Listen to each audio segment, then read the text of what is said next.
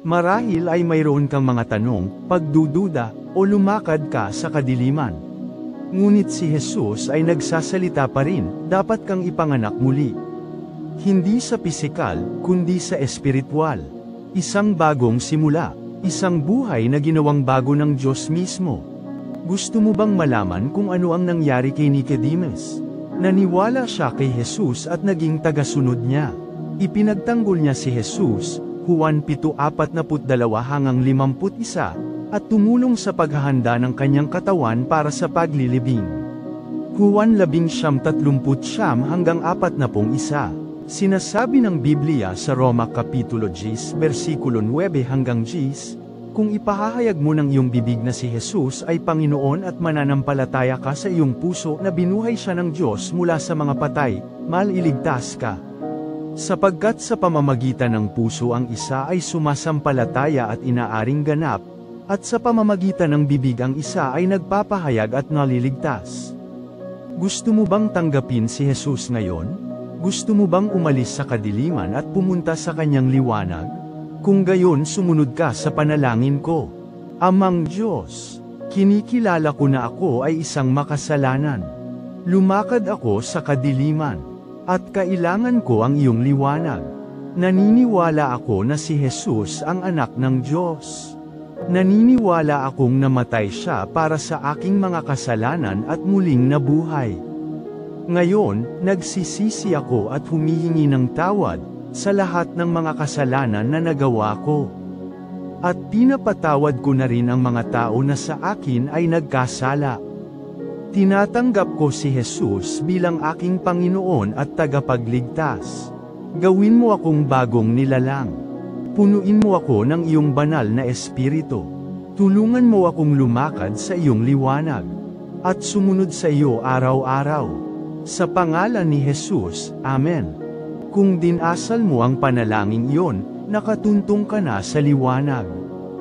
Katulad ni Nicodemus, kakasimula pa lang ng paglalakbay. Maligayang pagdating sa pamilya ng Diyos. Ano ang mga susunod kong gagawin?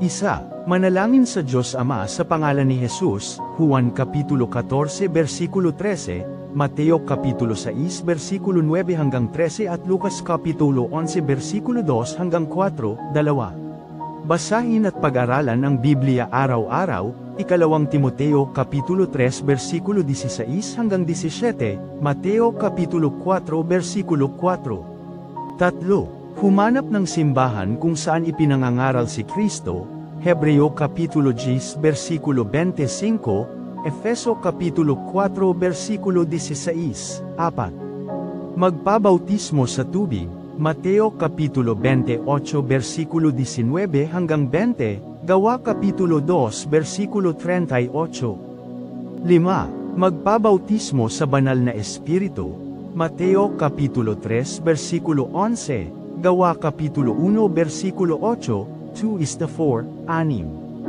Ibahagi ang ebanghelyo sa lahat na kailangang maligtas, Juan Kapitulo 3 versikulo 16, Roma Kapitulo 10 versikulo 9 hanggang 10. 7. Gawin ang dakilang utos, Mateo Kapitulo 28 versikulo 18 hanggang 20, 8. Ibigin ang Diyos ng higit sa lahat at ang iba gaya ng iyong sarili, Mateo Kapitulo 22 versikulo 37, Marcos Kapitulo 12 versikulo 30. Siyam. Lumago sa espiritual, 1 Pedro Kapitulo 2 versikulo 2, 2 Pedro Kapitulo 3 versikulo 18, 10. Magbayad ng ikapo, Malakias Kapitulo 3 versikulo 10, magbigay ng mga handog, Lucas Kapitulo 6 versikulo 38, at magbigay sa mga dukha, Kawikaan Kapitulo 19 versikulo 17. Mangyaring patuloy na panoorin ang lahat ng mga video dito sa My Rhema Word Today, dahil sa biyaya ng Diyos, mas marami pa tayong 3D na kasulatan at mga kwento sa Biblia na gagawin. Mangyaring mag-subscribe ngayon upang maabisuhan ka sa tuwing mayroon kaming bagong video. Hanggang sa muling pagkikita, Paalam at Shalom.